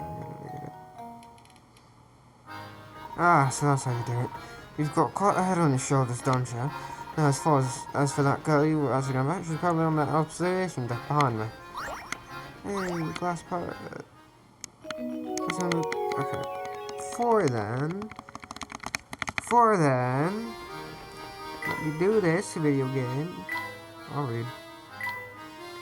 The clues we've uncovered during our search have led me to believe there's a strong possibility that Tom is actually adult and not a small child as we had originally thought. Come to think of it, I seem to recall a young girl walking about the train with a dog in her arms. I intend to find her and confirm my suspicions.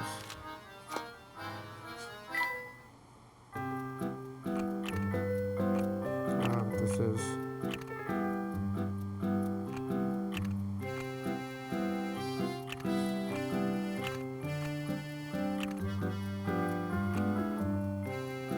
I'll put that there for now.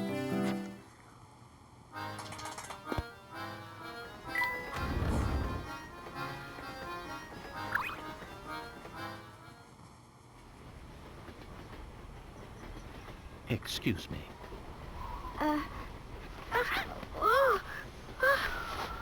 Haha.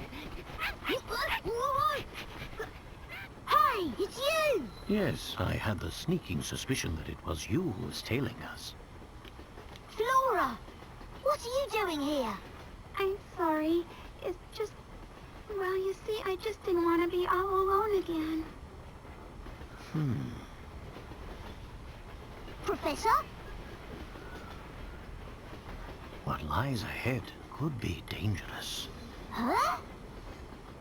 That's why you'll have to be extra careful. All right? Yeah?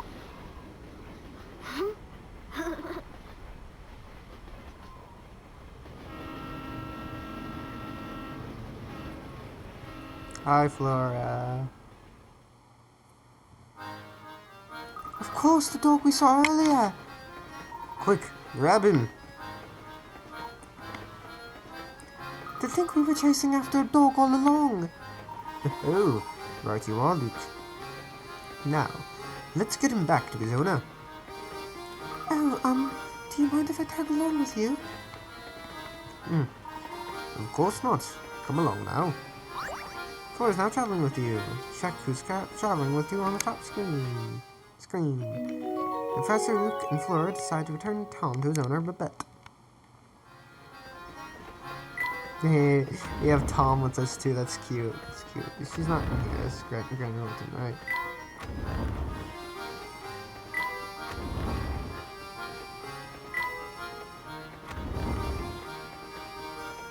Oh, it's a miracle. You're all right, my sweet little Wommy. I missed you so, my baby, my boy. This is Tom. We're under the impression that you were searching for a boy, not a mutt with a fancy haircut. How dare you compare my darling Tom against some common street mongrel? Those dogs are no matter for Scotland Yard. Next time he goes missing, find him yourself. Blimey, some folks having an ounce of sense. Come on, Barton. We've got real cases to solve. Yes, sir, Inspector. Don't you walk away from me. I want to have a word with you about your atrocious manners. Well, enough of that. Welcome back, sweetie. Where did my little Tommy-gun run off to today? He's such a darling that I feared someone might have kidnapped him and held him for ransom. Maybe we should keep Flora's involvement in Tom's disappearance to ourselves. Good idea, my boy. I do believe a reward is in order. Yeah, I know it's quite generous, but I insist. Hey! I hear we'll be making a stop in a quaint village by the name of Dropstone. How much longer until we get there, Professor? I'm not entirely sure. Why don't we rest until we get there? That should make the time pass faster.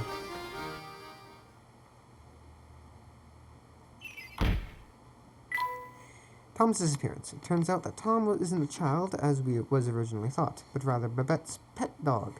It would seem that Babette's affection for Tom is so deep that she considers him to be much more than just a pet. Professor, Luke, and Flora decide to return to their quarters to rest.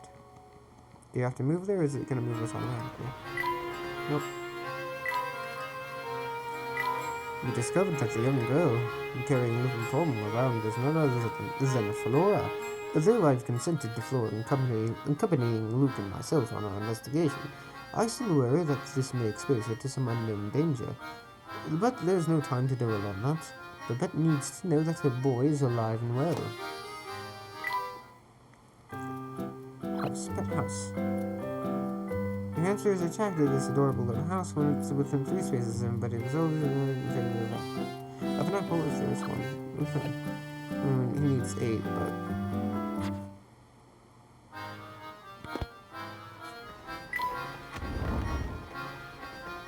Say, Flora, where have you been hiding all this time? Well, until I found that little dog, I'd just been relaxing in my room. Really? You've got your own room? Sure, I do. It's the middle one in the third carriage. Wow, you do know that's the room right next to ours, don't you? You were just a wall away from us, and I never so much as suspected you were there. It would seem that my powers of observation are rather rusty. My word. Why is the train stopped? What's going on? Samuel, you dolt. What did you do this time?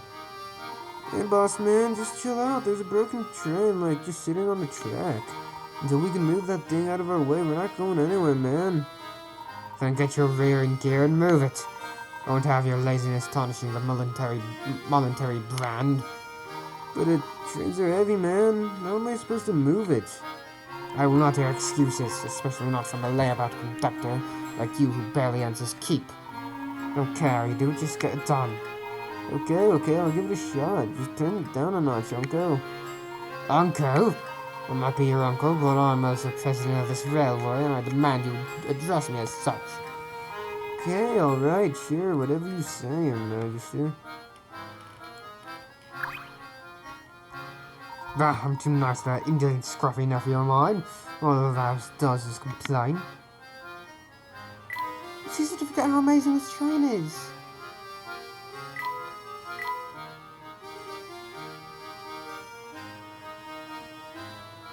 Are there no hint coins there?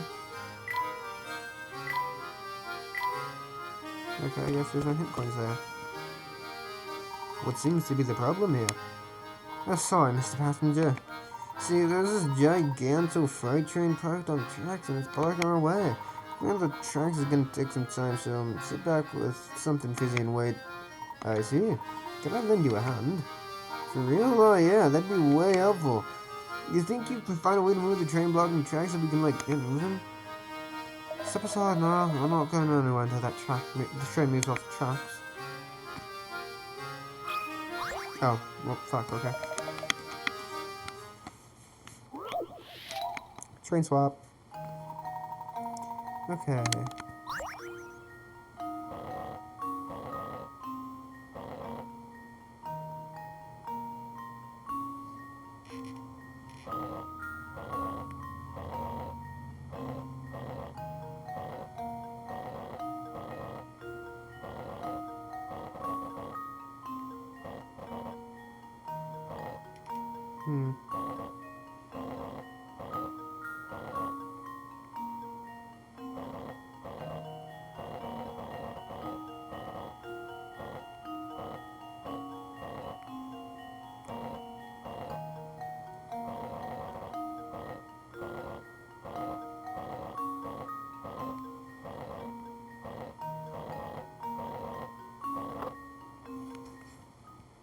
This should do the trick.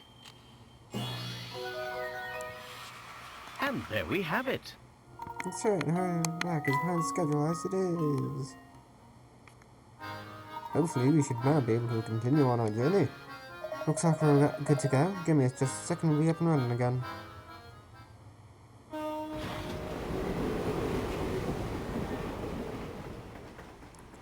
Finally moving again! It shouldn't be too much longer before we arrive in Dropstone. I wonder if I'll find any useful information there. I hope so. Hey.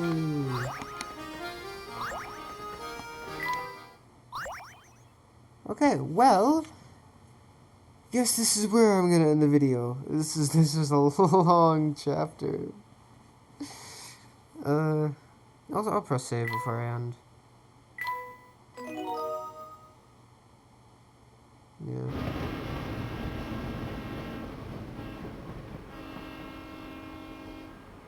We get to see a cutscene first, I guess. That's fine. This is okay with me.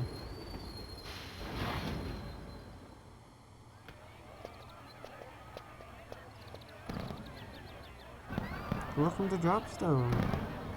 Dropstone 50th anniversary. Wow.